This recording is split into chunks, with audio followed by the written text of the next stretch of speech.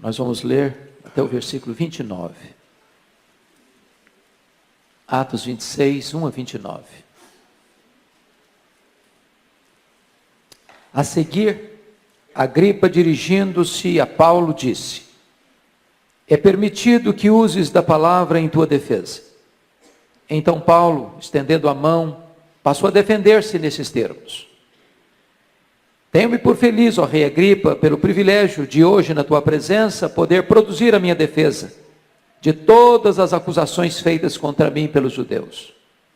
Mormente porque és versado em todos os costumes e questões que há entre os judeus. Por isso, eu te peço que me ouças com paciência. Quanto à minha vida, desde a mocidade, como decorreu desde o princípio entre o meu povo e em Jerusalém, todos os judeus a conhecem. Pois, na verdade, eu era conhecido deles desde o princípio, se assim o quiserem testemunhar, porque vivi fariseu conforme a seita mais severa da nossa religião. E agora estou sendo julgado por causa da esperança da promessa que por Deus foi feita a nossos pais, a qual as nossas 12 tribos, servindo a Deus fervorosamente de dia e de noite, almejam alcançar. É no tocante a essa esperança ao rei que eu sou acusado pelos judeus. Porque se julga incrível entre vós que Deus ressuscite os mortos? Porque se julga incrível entre vós que Deus ressuscite os mortos? Na verdade, a mim me parecia que muitas coisas devia eu praticar contra o nome de Jesus o Nazareno. E assim procedi em Jerusalém, havendo eu recebido a autorização dos principais sacerdotes, encerrei muitos dos santos nas prisões, e contra estes dava o meu voto quando os matavam. Muitas vezes os castiguei por todas as sinagogas, obrigando-os até a blasfemar, e demasiadamente enfurecido contra eles, mesmo por cidades estranhas, os perseguia. Com estes intuitos parti para Damasco, levando a autorização dos principais sacerdotes, e por eles comissionado. Ao meio-dia, ó rei, indo eu o caminho fora, vi uma luz do céu, mais resplandecente que o sol, que brilhou ao redor de mim e dos que iam comigo. E caindo todos nós por terra, ouvi uma voz que me falava em língua hebraica: Saulo, Saulo, por que me persegues? Dura coisa te é recalcitrares contra os aguilhões. Então eu perguntei: quem és tu, Senhor? Ao que o Senhor respondeu: eu sou Jesus a quem tu persegues. Mas levanta-te, firma-te sobre os teus pés, porque por isso te apareci, para te constituir ministro e testemunha, tanto das coisas em que me viste, como daquelas pelas quais te aparecerei ainda, livrando-te do povo e dos gentios, para os quais eu te envio, para lhes abrires os olhos e os converteres das trevas para a luz, e da potestade de Satanás para Deus, a fim de que recebam eles remissão de pecados, e herança entre os que são santificados pela fé em mim. Pelo que, ó rei Agripa, não fui desobediente à visão celestial, mas anunciei primeiramente aos de Damasco e em Jerusalém por toda a região da Judeia, e aos gentios que se arrependessem e se convertessem a Deus, praticando obras dignas de arrependimento. Por causa disto, alguns judeus me prenderam, estando eu no templo, e tentaram matar-me. Mas alcançando o socorro de Deus, permaneço até o dia de hoje, dando testemunho, tanto a pequenos como a grandes, nada dizendo, senão que os profetas e Moisés disseram haver de acontecer. Isto é, que o Cristo devia padecer, sendo o primeiro da ressurreição dos mortos, anunciaria a luz ao povo e aos gentios. Dizendo ele essas palavras em sua defesa, Festo o interrompeu em alta voz: estás louco, Paulo?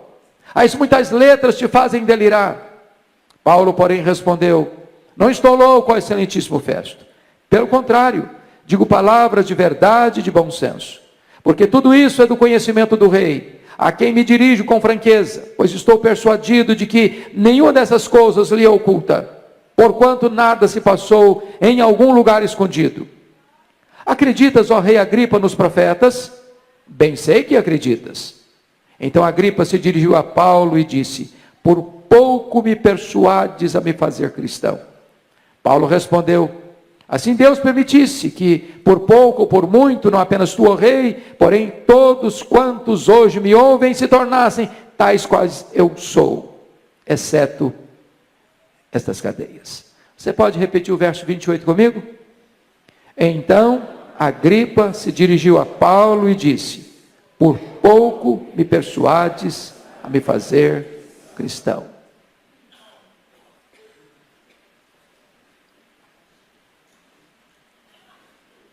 Eu quero conversar com você sobre o tema quase salvo, porém fatalmente perdido. Quase salvo, porém fatalmente perdido. Nós estamos diante de um dos maiores gigantes da história. Nós estamos diante do maior paladino do Evangelho, do grande bandeirante do cristianismo. O homem de mente peregrina, o homem de cultura invulgar, o homem de personalidade prismática, o campeão na história da igreja em plantio de igrejas, o incansável ganhador de almas. Estamos diante do apóstolo Paulo. Desde a sua conversão, ele enfrentou lutas, muitas lutas. Suportou cadeias, sofreu açoites, foi perseguido, foi açoitado com varas, foi preso, enfrentou naufrágios, trazia no corpo as marcas do Senhor Jesus, foi fuzilado pela fúria do inferno, foi atacado por todas as frentes e torpedeado pelos dardos mais inflamados do maligno. Este homem sofreu fome, sofreu sede, sofreu injustiça as mais severas das mãos dos homens.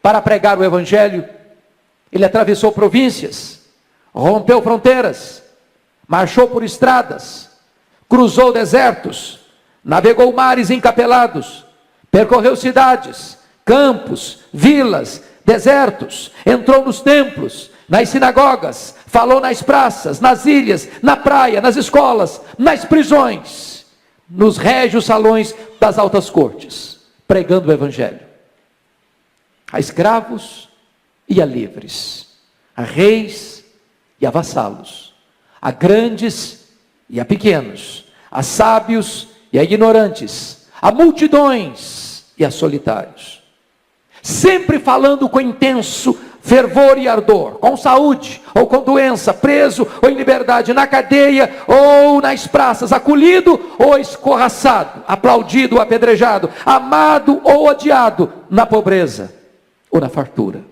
pregando o Evangelho. Ele fez 3 viagens missionárias: província da Galácia, província da Macedônia, província da Acaia, província da Ásia Menor, plantando igrejas, levando a Cristo centenas, milhares de pessoas. Agora ele está de volta a Jerusalém, não para se aposentar, não para deitar numa cadeira de balanço, não para vestir um pijama. Ele volta, sim, com as mãos cheias de ofertas aos pobres da Judéia. Quando ele chega em Cesareia, Ágabo profetiza que ele vai ser preso. Vai ser preso em Jerusalém. Os discípulos tentam demovê-lo, mas corajosamente ele diz para eles: o que vocês estão fazendo comigo? Eu estou pronto não só a ser preso, eu estou pronto a morrer pelo nome de Jesus. E ele foi para Jerusalém, e ele foi preso. Conspiraram contra ele, armaram ciladas contra ele, resolveram matá-lo, fizeram juras e voto de que o matariam. Por providência de Deus, a trama é descoberta. E Paulo é transferido para Cesareia Marítima. Ali ele é acusado durante 2 anos. O inferno vomitou contra ele toda a sua fúria. O diabo arregimentou contra ele toda a sua corja. E diante da frouxidão de Festo, prestes a entregá-lo nas mãos do Sinédrio, que armava uma orquestração contra ele para matá-lo, diz a Bíblia que Paulo decide, como cidadão romano, que quer ser julgado diante de César. E é nesse momento então, que lá em Cesareia, Festo recebe a visita do rei Agripa, acompanhado de Berenice, sua mulher. E diz a Bíblia que é nesse ínterim dessa visita, que Paulo é chamado para dar o seu testemunho diante do rei Agripa. Uma reunião de pompa, de luxo, para Paulo fazer a sua defesa. E talvez com um brilhantismo raro, num dos mais eloquentes discursos da história da igreja, Paulo abre o seu coração, narra o que Jesus Cristo fez na sua vida. Ele mostra com total clareza, com diáfana eloquência, o que Cristo fez na sua vida, como ele era um monstro, como ele era um homem carrasco, como ele era um bárbaro, como ele era um perseguidor, assolador, exterminador, uma fera selvagem, e com fúria caminhava para Damasco, com o propósito de prender os cristãos e encerrá-los em cadeias. Mas de repente, naquela estrada, por volta do meio-dia, um fato acontece. Uma luz mais forte do que o sol incidiu-se sobre ele e derrubou ao chão.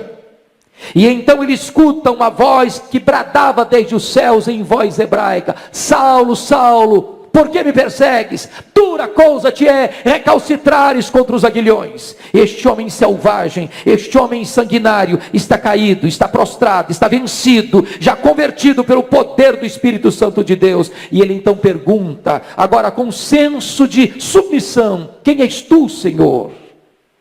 E Jesus responde para ele: eu sou Jesus, a quem tu persegues. Levanta-te, porque te enviarei para longe aos gentios. Enquanto Paulo narra este fato glorioso da sua conversão, Festo interrompe em alta voz: estás louco, Paulo? As muitas letras te fazem delirar. E Paulo responde: eu não estou louco, excelentíssimo Festo, ao contrário, falo palavras de verdade e bom senso, porque o que eu estou comentando aqui não passou aí escondido em algum canto, isto é fato notório e testemunhado por todos. E Paulo deixa Festo de lado, dirige-se ao rei Agripa e pergunta para ele, encurralando-o nas cercas da sua consciência: acreditas, ó rei Agripa, nos profetas? Sem que o rei tivesse fôlego para pensar, ele diz: bem sei que acreditas. Bem sei que acreditas. Então o rei Agripa, tentando tergiversar, tentando buscar um atalho da conveniência, tentando não levar a sério esta verdade que o confrontava, tentando driblar a sua própria consciência, responde para Paulo: por pouco me persuades a fazer um cristão. Por pouco me persuades a me tornar um cristão. E aqui está o grande perigo. Pouco, quase. Daqui eu tiro meu tema: quase salvo, porém fatalmente perdido. Há muitas coisas, meus irmãos, na nossa vida, das quais se pode dizer que quando estão quase feitas, não estão feitas de modo nenhum. Um viajante que chega quase no horário no aeroporto para pegar o seu voo, perdeu o seu voo. Um estudante que se prepara e quase passou no vestibular, foi reprovado. Um general que quase ganhou uma batalha, perdeu-a. Um boxeador que quase ganhou a luta, perdeu-a. Quase é a confissão da derrota, com a esperança da vitória conservada até o fim. Quando se trata das coisas ordinárias da vida, esse quase pode ser reparado. O viajante pode pegar o próximo voo. O estudante pode passar no próximo vestibular. O general pode ganhar a próxima batalha. O boxeador pode vencer a próxima luta. Há ocasiões, entretanto, que o quase é irreparável. Nas questões da vida ou da morte não há quase, só há duas categorias: os que ficam vivos e os que morrem. Um cirurgião famoso, que está escalado para fazer uma das mais delicadas cirurgias de um personagem tão conhecido na história. A imprensa divulga que a cirurgia vai acontecer no dia tal, no horário tal, no hospital tal. E no outro dia estampa-se nos jornais. A cirurgia foi quase bem sucedida. O paciente morreu. No dia 31 de dezembro de 1989, o barco Batomushi, na Baía da Guanabara, estava cheio de gente, alguns atores, atrizes, pessoas da sociedade, para assistir o grande espetáculo dos fogos multicoloridos da virada de ano, naquele lugar tão conhecido no Brasil e no mundo. Mas eis que aquele barco começa a naufragar. O desespero, o pânico toma conta de todos. Barcos salva-vidas foram chamados para prestar socorro. Entretanto, muitas daquelas pessoas que estavam ali pereceram. Os barcos salva-vidas chegaram quase na hora, mas chegaram tarde demais. 17 de junho de 2007, voo 3054 da TAM, sai de Porto Alegre, com destino a Congonhas. É uma tarde chuvosa. E havia dentro daquele avião 181 passageiros. Havia dentro daquele avião 6 tripulantes. O destino deles era Congonhas, era São Paulo. O avião chega a aterrissar. As rodas tocam o solo. Mas aquele avião não para.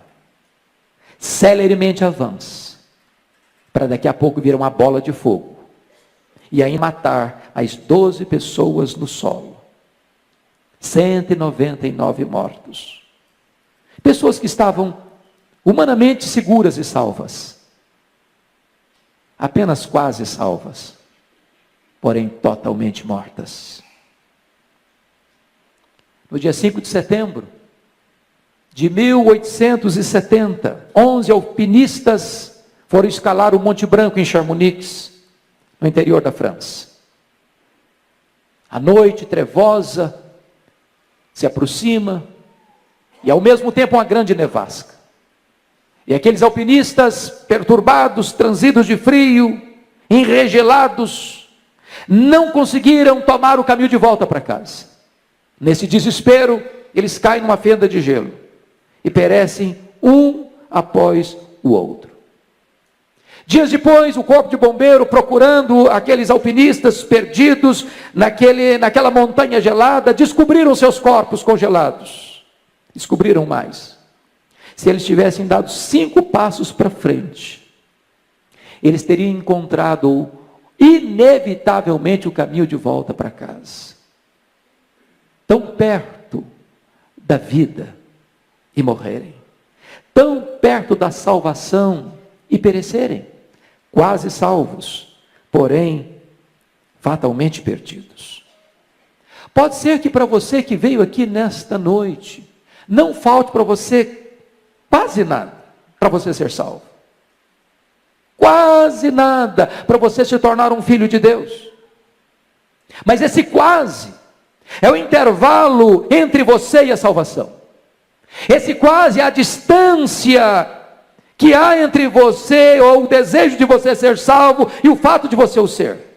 Esse quase é a ponte que você precisa atravessar, para que você seja salvo e atingir a segurança da vida eterna.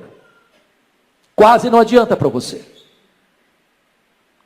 A Bíblia diz que Agripa entra para este triste rol daqueles que foram quase salvos, porém ficou totalmente perdido. Parece-nos que Agripa botou o pé na sepultura, sem saber qual era o destino da sua alma. Chegou na porta do céu, mas foi lançado ali para o abismo do inferno. Sabem por quê? Porque ele ficou no quase. Ele deixou para amanhã a mais importante decisão da sua vida. Quero dizer para você nesta noite que este é o erro fatal. Este é o erro fatal. É uma armadilha do inferno para a sua alma. É um pecado para o qual não tem perdão. É resistir o Espírito Santo até o fim. É continuar dizendo para Deus, com todas as evidências, quase, por pouco. Por pouco. E eu estou convencido desse fato. É muito provável que dentro desse auditório, nenhuma pessoa que entrou aqui tenha dúvidas de que a salvação somente em Jesus. Eu acredito que nenhuma pessoa que entrou aqui hoje duvide disso, descreia disso. A pergunta é: você ficará apenas nessa informação? Você se contentará apenas em conhecer essas verdades? Você pensa que este alicerce é suficientemente seguro para manter você de pé diante do tribunal de Deus? Agripa ficou no quase. E aqui está o seu maior risco e maior perigo. Conta-se, e é uma lenda obviamente, que houve uma assembleia no inferno. Uma assembleia no inferno. Os demônios estavam muito apavorados, porque pessoas estavam sendo convertidas e sendo tiradas da potestade de Satanás para Deus, do império das trevas para o reino da luz. E eles se reuniram então para traçar um projeto, um plano para tentar dificultar estas conversões.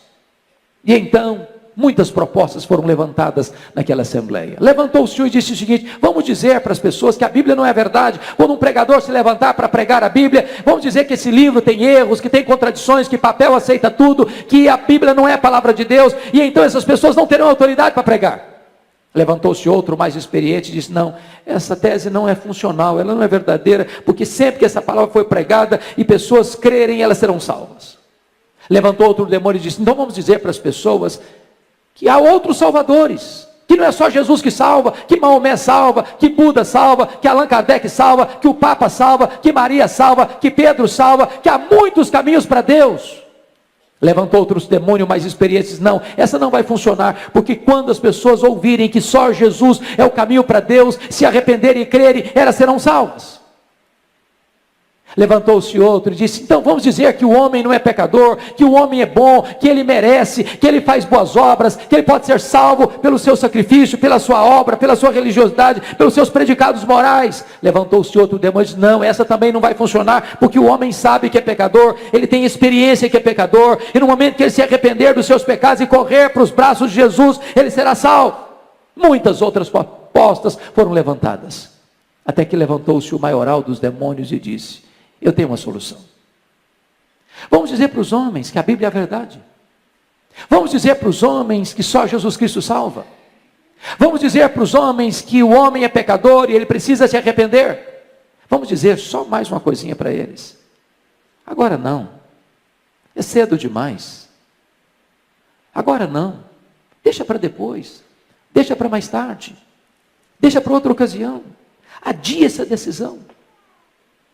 Vamos deixar os homens quase salvos, porém, fatalmente perdidos. Deixa eu dizer para você, deixar para depois é uma emboscada para a sua alma, é uma armadilha para a sua vida. Deixar para depois é você entrar nesse alçapão do inferno. Jesus Cristo deixou extremamente claro: quem não é por mim é contra mim. Portanto, note isso: você hoje não pode ficar numa posição de neutralidade diante de Jesus, até porque não existe essa posição de neutralidade. Aliás, é imperativo dizer para você: você é escravo da sua liberdade. Você é escravo da sua liberdade. Você que entrou aqui hoje não pode deixar de tomar uma decisão. Sabe por quê? Porque você é escravo da sua liberdade. Você é como alguém dentro de um barco, rio abaixo. Lá na frente tem um grande abismo. Você pode tomar algumas decisões. Você pode tomar a decisão de pular do barco. Você pode tomar a decisão de remar para a margem. Você pode tomar a decisão de achar que o abismo não existe. Você pode fazer de conta que não há perigo à frente. Só uma coisa você não pode fazer, é deixar tomar uma decisão. Mas você pode argumentar, mas eu não quero decidir nada, eu estou indeciso. Pois se você está indeciso, eu quero dizer que isso já é uma decisão, porque a indecisão é a decisão de não decidir. E quem decide não decidir, decide não a favor de Cristo, mas contra Cristo, porque ele diz: quem comigo não ajunta espalha, quem não é por mim, é contra mim. Deixa eu dizer uma coisa para você. Aqueles que nunca pensaram no céu, vão se lembrar dele no primeiro minuto de inferno. Eu repito. Aqueles que nunca pensaram no céu, vão se lembrar dele no primeiro minuto de inferno. Mas já será tarde demais. A Bíblia fala de um homem muito rico, que vivia em banquetes, regalando-se com suas vestes, com seus convivas, com seus banquetes. E à sua porta havia um homem chamado Lázaro, chagado, ferido, faminto. Este homem nunca se importou com o seu próximo. Diz a Bíblia que Lázaro, cujo nome significa aquele que confia em Deus, morreu e foi levado, escoltado pelos anjos ao seio de Abraão. Diz a Bíblia que o rico morreu, foi sepultado e no inferno, estando em tormentos, lembrou-se: pai Abraão, eu estou atormentado nessas chamas. Peça a Lázaro que molhe a ponta do seu dedo em água e põe aqui na minha língua para me refrescar a língua, porque estou atormentado nessas chamas. E eu pergunto a você: o que adianta uma gota d'água nas chamas do inferno? Era tarde demais. E a palavra para ele foi esta: há um grande abismo entre nós e vós, de tal maneira que os que estão aqui não podem passar para lá, nem os que estão lá passarem para cá. Hoje, agora, nesta noite, eu posso dizer para você: a porta do céu está aberta para você. E Jesus convida você: vinde a mim, todos vós que estáis cansados e sobrecarregados, e eu vos aliviarei. Hoje Deus convida você: convertei-vos, convertei-vos de todo o vosso coração, convertei-vos dos vossos maus caminhos, porque havereis de morrer. Mas você pode fazer a seguinte pergunta: o que pode me separar deste convite? O que pode me fazer rejeitar esse convite? Que razões me levam a deixar para depois? Que fatores me levam a ficar apenas no quase? Primeiro, tem muita gente que deixa para a última hora, ou fica no quase, por causa do amor do dinheiro. Amor do dinheiro. Tem gente que já vendeu sua alma para o diabo por causa de dinheiro. Tem gente que já negociou os princípios e valores absolutos da sua consciência por causa do lucro fácil, ilícito. Tem muitas pessoas que por causa do dinheiro mentem, roubam, corrompem, oprimem, matam, morrem. Tem muitas pessoas que pensam que se elas tiverem dinheiro, elas estarão seguras, mas o dinheiro, embora bom em si, ele pode dar para você uma boa casa, mas não pode dar para você um lar. Ele pode dar para você uma bonita roupa, mas não pode dar para você saúde. Ele pode dar para você bom alimento, mas não dá para você apetite. Ele pode dar para você um rico funeral, mas não dá para você a vida eterna. Foi Jesus Cristo quem disse a um homem que disse para a sua alma: agora, ó minha alma, come, bebe, regala-te por longos anos. E Jesus Cristo disse: louco, o que tens preparado para quem será? Esta noite te pedirão a tua alma. O que está afastando você de tomar essa decisão? Segundo lugar, amor ao mundo. Irmãos, tem tantas pessoas que estão flertando com o mundo, apaixonadas pelo mundo, pelo glamour do mundo, pelos prazeres do mundo, pelos prazeres da vida. Elas acham que se crerem em Jesus, se entregarem sua vida para Jesus, a vida vai ser massacrante, a vida vai ser enjoada, a vida vai ser árida, a vida vai ser sem graça, a vida não vai ter prazer. E elas pensam que o prazer está no pecado, que o prazer está nos banquetes do mundo, e elas então oferecem o coração delas para satisfazer-se nesses banquetes, mas rejeitam o banquete da graça de Deus.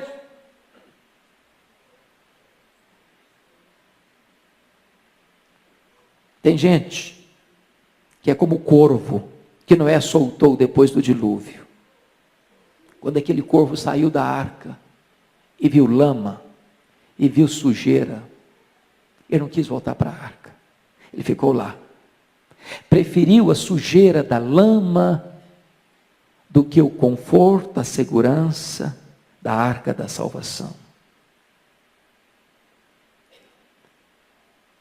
Há muitas pessoas que são amigas do Evangelho, gostam do Evangelho, até vêm à igreja, até gostam de cantar as músicas, até gostam de participar das atividades da igreja, mas nunca romperam com o mundo, nunca romperam com o pecado, nunca cindiram definitivamente com aquilo que os prende umbilicalmente ao mundo, gostam das coisas do mundo mais do que das coisas de Deus, ficam no quase, estão quase salvas, porém fatalmente perdidas. O que é que está afastando você de tomar essa decisão? Outras pessoas deixam de tomar essa decisão por causa das amizades. Irmãos, se essas paredes pudessem falar, talvez dir-nos-iam que há pessoas que estiveram aqui conosco, cantando os cânticos de Sião, que hoje estão fora. Talvez qualquer um de nós aqui pode relatar de pessoas que já participaram conosco, cantando os cânticos de Sião, assentados ao redor da mesa do Senhor, e que hoje saíram, e que hoje fugiram, influenciados por mais amizades, e se perderam no mundo. Quem de nós não conhece a história de Elvis Presley? O famoso, rico, conhecido cantor de rock, talvez o maior deles, criado numa igreja evangélica, cantando no coral da igreja, que por influência do mundo, deixas o redil, o aprisco das ovelhas, vai se comprometer com drogas, vai ter um fim tão triste, morrer de overdose, influência das amizades. Há muitos pródigos que saíram da casa do pai, estão hoje num país distante, ou estão hoje na pocilga das drogas, do sexo ilícito, irresponsável, do álcool, das desgraças e mazelas desta vida, por influências de falsas amizades. O que está impedindo você de tomar essa decisão, de ficar com uma gripa quase, por pouco? Tanta gente, por influência da família. Eu conheço gente que diz assim: eu prefiro ir para o inferno de que mudar de religião. Meus avós pertenceram a esta religião, meus pais pertenceram a essa religião, eu nasci nessa religião, eu estou educando os meus filhos nessa religião, e eu prefiro me perder do que mudar. E Jesus Cristo foi categórico em dizer: quem amar mais o seu pai e a sua mãe do que a mim, não é digno de mim. Se você parar para perceber, essa família herodiana perdeu todas as suas oportunidades. A Bíblia nos fala de 4 Herodes. Herodes o Grande, aquele que mandou matar as crianças de Belém. Depois Herodes Antipas, aquele que prendeu João Batista e mandou degolar João Batista na cadeia. Aquele que zombou de Jesus no seu julgamento.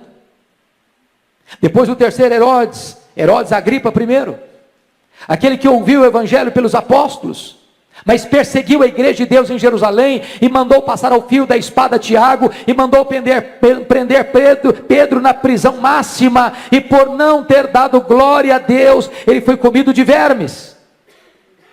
Agora estamos diante do último membro da família herodiana, Herodes Agripa II. Ele está diante do maior evangelista da igreja, o apóstolo Paulo. Mesmo confrontado pela verdade, mesmo ouvindo o evangelho, mesmo ouvindo o testemunho de conversão de Paulo, ele escuta essa mensagem e diz para Paulo: Paulo, por pouco me persuades a me fazer um cristão, quase salvo, porém fatalmente perdido.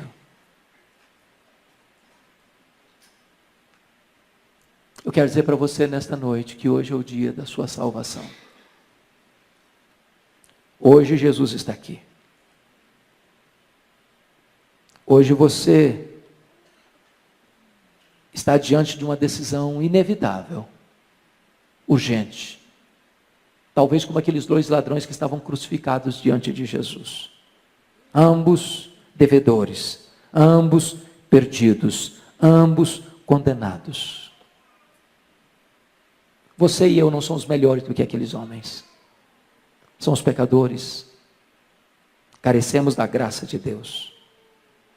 Um deles aproveitou sua última oportunidade, temeu a Deus, reconheceu o seu pecado e, arrependido, buscou a Jesus e foi salvo. O outro rejeitou sua última oportunidade, na última hora, estava perto de Cristo, mas pereceu. Orou, mas perdeu-se, quis ser salvo do seu jeito e foi para o inferno. E você? O que você vai fazer? Que decisão você vai tomar? Ficar no quase? Eu quero terminar contando para você uma história que me marcou muito. De um homem que foi contratado para cuidar de uma ponte. Sua única função era cuidar daquela ponte, porque era estratégica, num lugar perigoso, onde passava todos os dias o trem lotado de passageiros, de manhã e à tarde. Um certo dia, aquele homem, descuidadamente, deixou o seu posto de trabalho e foi jogar baralho com seus amigos. E, envolvido no jogo, não percebeu que se formava uma grande tempestade no horizonte. Descuidado da sua atividade, da sua responsabilidade, continuou no jogo enquanto caía uma chuva torrencial. As enxurradas desciam das encostas, engrossavam as águas dos córregos que desaguavam no rio. Por sobre ele estava aquela ponte. E a enchente foi se avolumando, o rio foi ganhando volume, e de repente as águas violentas, furiosas, arrancaram aquele pontilhão. E o homem intertido no jogo. De repente, sem nenhum aviso, de perigo, de tragédia, o trem aponta na curva, a toda velocidade. Daqui a pouquinho, um barulho, um acidente, uma catástrofe, ferro retorcido, centenas de pessoas mortas, feridas, ensanguentadas. E aquele homem saiu da jogatina, e ao ver a tragédia, sabendo que ele era o único responsável por aquela tragédia, desesperado, saiu gritando, com lágrimas nos olhos: ah, se eu tivesse ouvido, ah, se eu tivesse ouvido, ah, se eu tivesse ouvido, ah, se eu tivesse ouvido. Era tarde demais, tarde demais, tarde demais. Se você deixar para depois, se você ficar apenas no quase, pode ser que amanhã seja tarde demais para você. Pode ser que amanhã você vai estar perante o tribunal reto e justo de Deus, sem estar com vestes alvas, sem estar lavado no sangue do Cordeiro, sem estar plenamente arrependido, sem estar plenamente perdoado, e você vai chorar e gritar: ah, se eu tivesse ouvido, ah, se eu tivesse ouvido, ah, se eu tivesse ouvido. Mas então será tarde demais, eternamente tarde demais, quase salvo, porém fatalmente perdido. O que você vai fazer com o destino da sua alma? Curva a sua fronte, por favor. Vamos orar.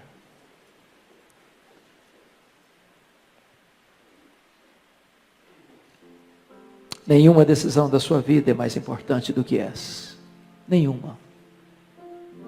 Nenhuma decisão. Essa é a mais urgente, necessária decisão da sua vida. Você pode ganhar o mundo inteiro, se você perder a sua alma, de nada valeu. Você pode pertencer à família mais famosa, mais conhecida, mais honrada dessa cidade. Se você não se converter, se você não nascer de novo, se você não se render a Jesus Cristo, nada disso vai valer. Você pode ter fama, sucesso, você pode ter uma brilhante carreira profissional, você pode ter sucesso na sua vida afetiva, você pode ter construído uma família maravilhosa, você pode ser amado na sua família, mas se você não for salvo, nada disso lhe aproveitará. Hoje é o dia da sua decisão. Hoje é o dia. Amanhã pode ser tarde demais. Se hoje você ouvir a voz de Deus, não endureça o seu coração, porque o amanhã você não administra. Você não sabe se Deus vai preservar a sua vida, e você não sabe se Deus lhe dará uma outra chance, você não sabe se você terá um novo tempo para você ouvir a voz de Deus. Por isso a Bíblia diz: se hoje você ouvir a voz de Deus, não endureça o seu coração. Eu quero orar por você. Se você deseja tomar essa decisão, é aí no silêncio do seu coração, porque essa é uma decisão pessoal, intransferível. Só você, seu pai, sua mãe, seu marido, sua mulher, seus filhos não podem tomar essa decisão por você. Ela é sua, somente sua.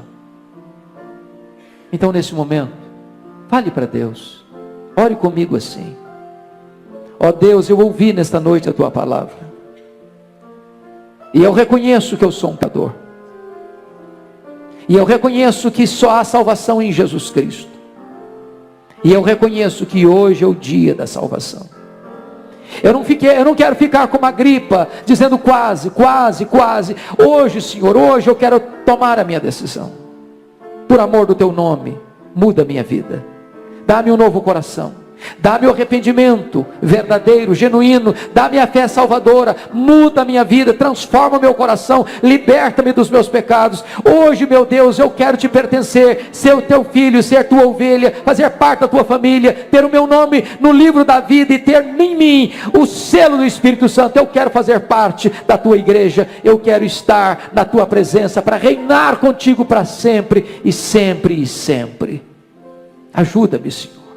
Eis-me aqui, recebe-me, transforma-me, liberta-me, perdoa-me, salva-me, em nome de Jesus, em nome de Jesus, amém.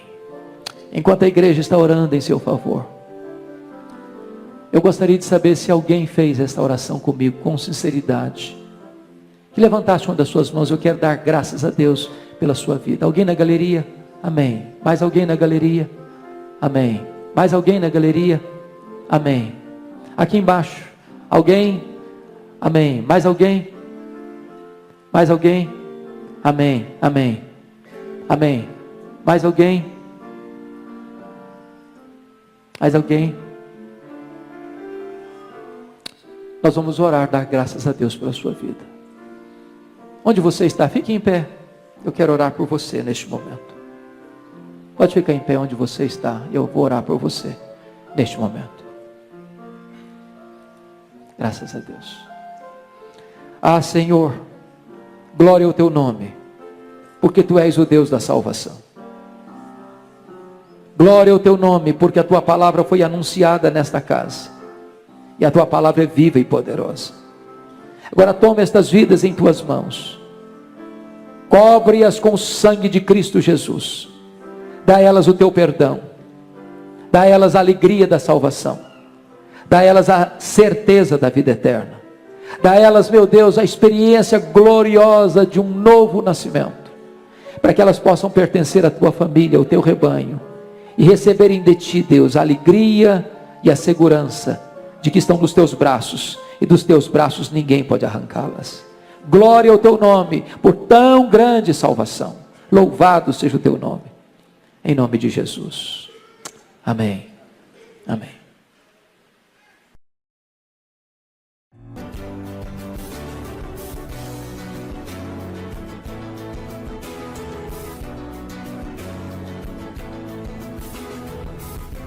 Palavra da Verdade, com Hernandes Dias Lopes.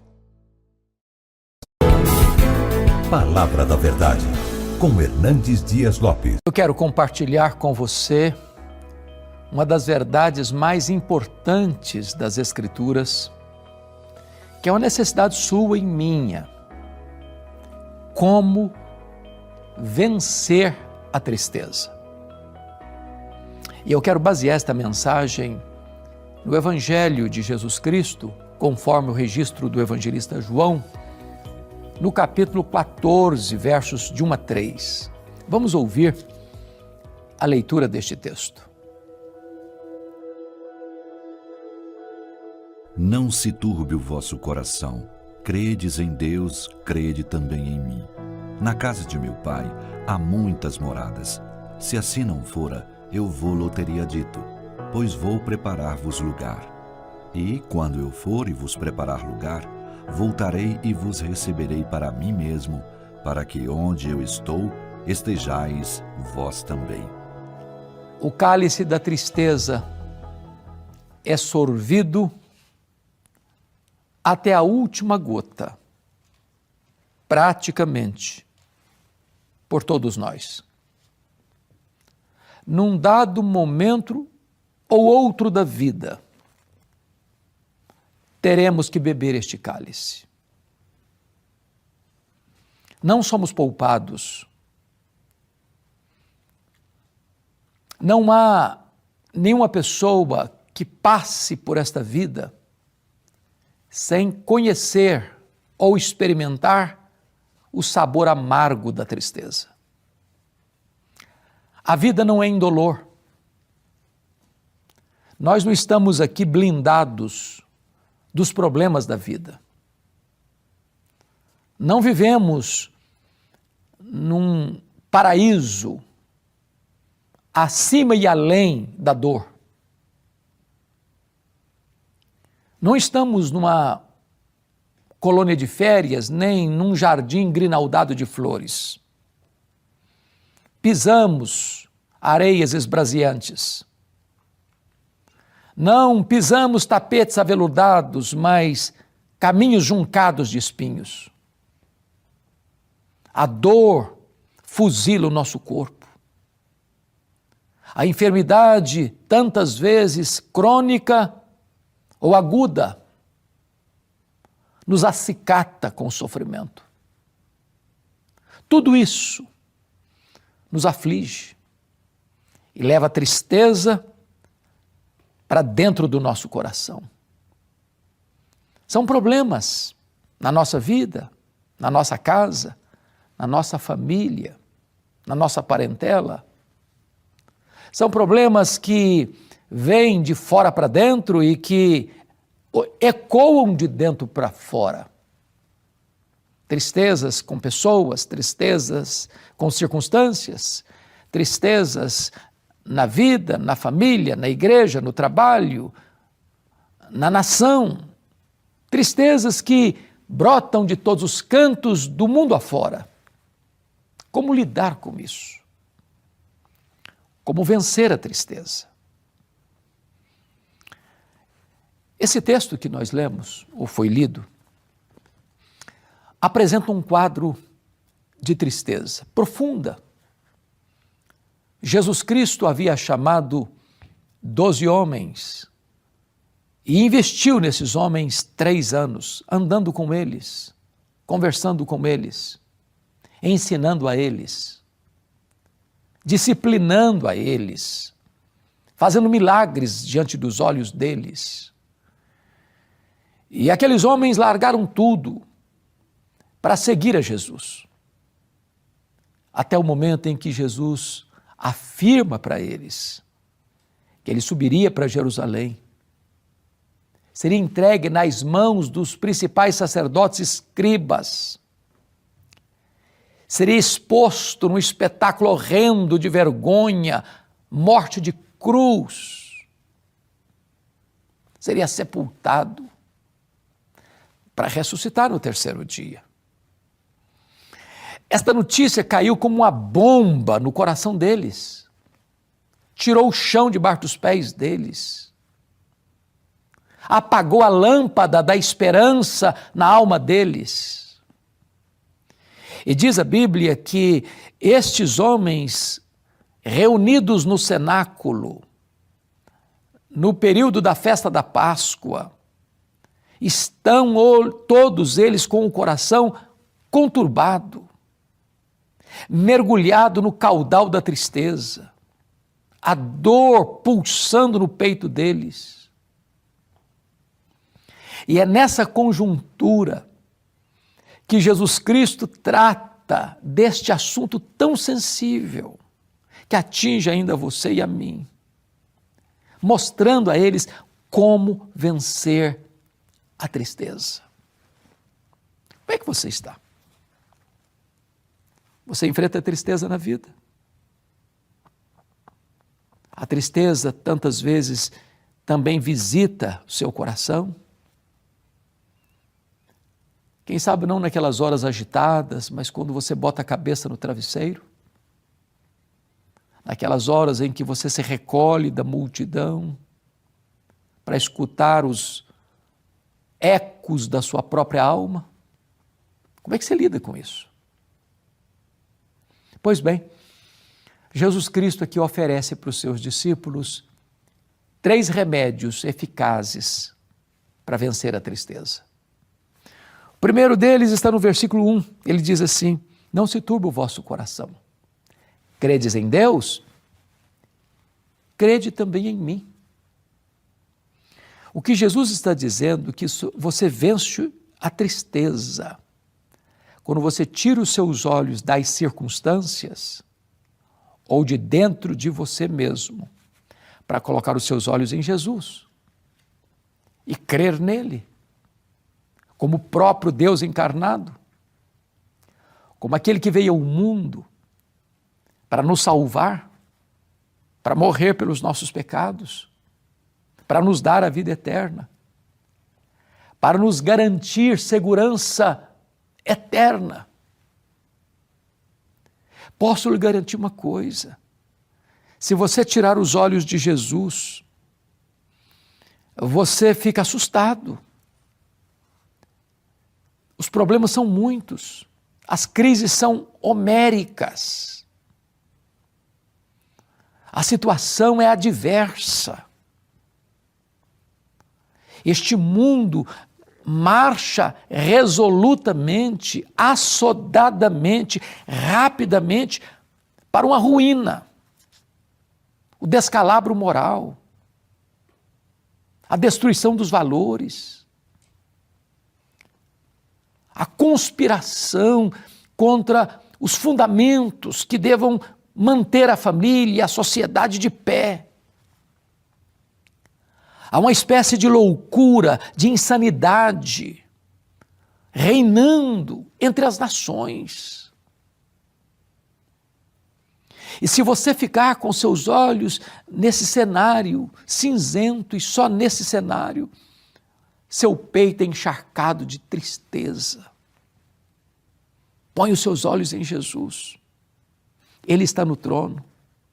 Ele tem as rédeas da história em suas mãos. A história não está sem rumo. A história não está como um caminhão sem freio ladeira abaixo.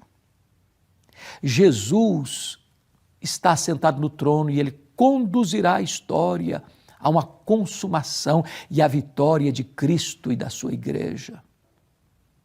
O mal não vencerá. O diabo não vencerá. O falso cristianismo não vencerá. A vitória está garantida, já está escrita, já está selada.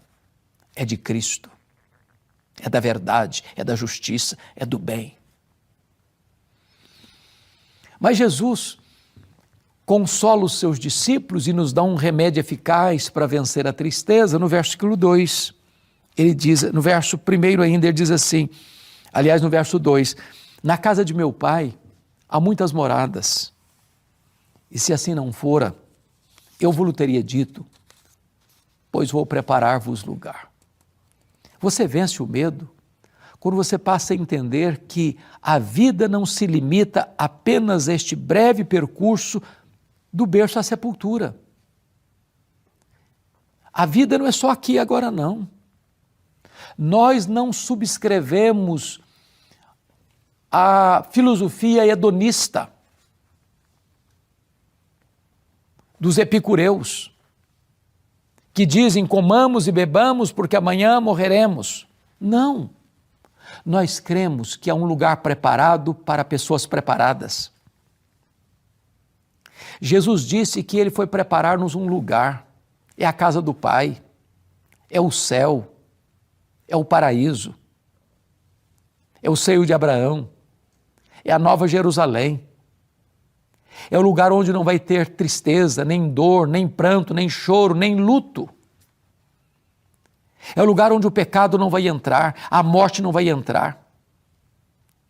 Porque quando você lá estiver, com um corpo de glória, o anticristo, o falso profeta, o diabo, a morte, o inferno e todos aqueles cujos nomes não estão escritos no livro da vida já terão sido lançados no lago do fogo. Nada contaminado vai entrar lá. A alegria vai ser plena. A tristeza não terá acesso. Então você vence a tristeza quando você entende que você é cidadão do céu, você é cidadã do céu, você está destinado à glória eterna. Mas em terceiro lugar, e último lugar, você pode vencer a tristeza olhando para o que Jesus Cristo disse no verso 3. E quando eu for, disse ele, e vos preparar lugar, voltarei e vos receberei para mim mesmo, para que onde eu estou, estejais vós também. Você vence a tristeza quando você nutre na alma a esperança e a segura expectativa da segunda vinda do Senhor Jesus. Ele voltará. Voltará pessoalmente. Ele voltará visivelmente, todo olho verá. Ele voltará audivelmente ao ressoar da trombeta de Deus, ouvida a voz do arcanjo, ele descerá dos céus. Ele voltará repentinamente como um relâmpago risca os céus do oriente ao ocidente. Ele virá inesperadamente, porque ele vem como ladrão, que não avisa o dia nem a hora, e chega de súbito, de surpresa. Ele virá inescapavelmente, como a mulher grávida está para dar à luz e não pode evitar isso, assim Jesus virá inescapavelmente. Ninguém pode mudar essa agenda. Ele virá, mas ele virá vitoriosamente. Ele virá e colocará todos os seus inimigos debaixo dos seus pés. Ele virá e se assentará no trono para julgar vivos e mortos. Ele virá para estabelecer o seu reino de glória. E ele vai reinar pelos séculos dos séculos. E diz a Bíblia que todo joelho vai se dobrar e toda língua vai confessar que Jesus Cristo é Senhor, para a glória de Deus Pai. Então você não precisa ficar rendido à ditadura da tristeza. Você pode hoje mesmo ter consolo, ter segurança, ter paz, ter alegria, mesmo nas lutas da vida, nos vales da vida, nas tempestades da vida. Você pode ser curado dessa tristeza. E Jesus está lhe dizendo, não se turbe o vosso coração. Hoje eu quero orar por você, que talvez esteja aí atravessando nessa pandemia tempos tão difíceis. Talvez você fechou o seu comércio, talvez você perdeu o seu emprego, talvez a sua empresa teve prejuízo, talvez você enfrentou aí o drama da Covid, ficou hospitalizado, chegou a ser entubado, ou talvez você sepultou alguém que você ama tanto, e ainda você está curtindo a dor, a tristeza.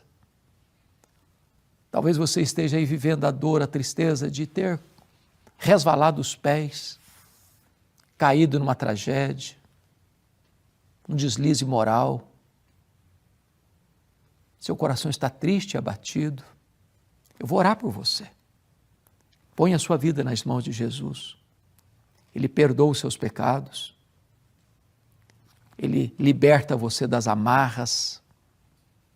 Ele salva você completamente. Ele dá a você hoje vida em abundância, vida eterna, a salvação. Agora mesmo, coloque-se na presença de Jesus. Eu vou orar por você. Deus, eu te peço que Tu abençoes as pessoas que estão nos assistindo, trazendo ao coração delas, Deus, alegria, segurança, paz, tirando a tristeza e dando a elas a segurança da vida eterna, da salvação. Assim eu oro por consolo e oro em nome de Jesus. Amém.